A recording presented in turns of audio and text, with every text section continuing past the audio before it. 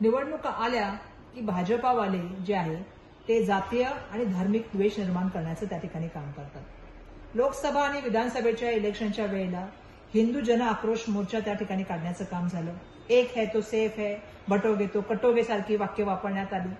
सातत्याने द्वेषाचं राजकारण निर्माण करायचं ही भाजपाची नीती राहिलेली आहे. आता आपण बघत आहोत की त्या ठिकाणी दिवाळीचा सण आहे, तर मुंबई महानगरपालिकेचं इलेक्शन दिसतंय समोर येत आहे. म्हणून त्यावेळेला दिवाळीचा जो सण आहे, जो आनंदाने सगळेजण एकत्र मिळून साजरा करतात, आपण त्या ठिकाणी कुठल्याही तऱ्हेचा धार्मिक वाद न करता एकत्रपणे आनंद महोत्सव साजरा करतो. त्या दिवाळीच्या सणाचा फराळ वाटताना सुद्धा त्या ठिकाणी आहे तो जातीय आणि सामाजिक आणि त्या ठिकाणी धार्मिक द्वेष करण्याचं जे आहे ते काम सातत्याने सुरू आहे.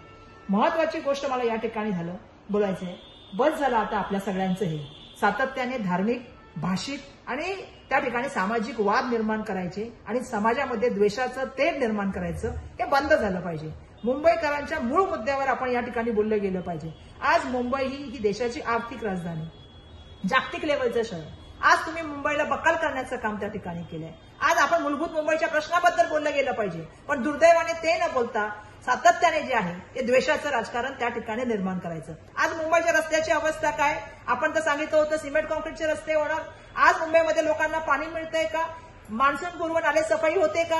त्या ठिकाणी मोठ्या प्रमाणामध्ये भ्रष्टाचार होतो. आज मुंबईमध्ये मला प्रश्न आहे की बीएसटीची काय अवस्था आहे? बीएसटीचं खच्चीकरण कोणी त्या ठिकाणी केलं? याचाही प्रश्नाचं उत्तर तुम्हाला आता मुंबईकरांना द्यावं लागेल. आज प्रदूषणामध्ये मुंबईचा जो आहे तो जगामध्ये दुसरा नंबर. आज आपल्याला सांगायचं झालं तर मुंबईमध्ये क्राईमचा रेट मोठ्या प्रमाणामध्ये वाढलेला आहे. आज मुंबईच्या बाबतीत बोलायचं झालं तर महत्वाच्या जागा तुमच्या मित्र बिल्डरांना देण्याचं काम चाललेलं आहे. मंत्रालयाशी संगणमताने असलेल्या कॉन्ट्रॅक्टरांना मोठी कॉन्ट्रॅक्टर त्या ठिकाणी कॉन्ट्रॅक्ट देण्याचं काम चाललेलं आहे. आज हॉकर रस्त्यावरती त्या ठिकाणी त्रासामध्ये हॉकर पॉलिसी तुम्ही त्या ठिकाणी करत नाही आहात.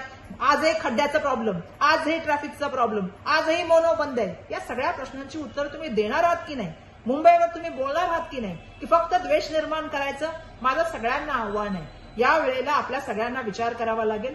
मुंबई महानगरपालिकेचं इलेक्शन आलं की भाषिक, धार्मिक आणि त्या ठिकाणी जे आहे सामाजिक तेढ निर्माण करणाऱ्यांना दूर ठेवून आपल्या सगळ्यांना पुन्हा विचार करावा लागेल. कारण बटोगे तो कटोगे नाही, यावेळेला फसोगे तो लुटोगे, ये फिर से लुटेंगे, हे ध्यान में रख के आपल्याला काम करावं लागेल. आणि म्हणून आपल्या सगळ्यांना माझं नम्रतेने आव्हान आहे की यावेळेला मुंबई महानगरपालिकेमध्ये बदल करा आणि मुंबई महानगरपालिकेमध्ये मुंबईसाठी मतदान करा.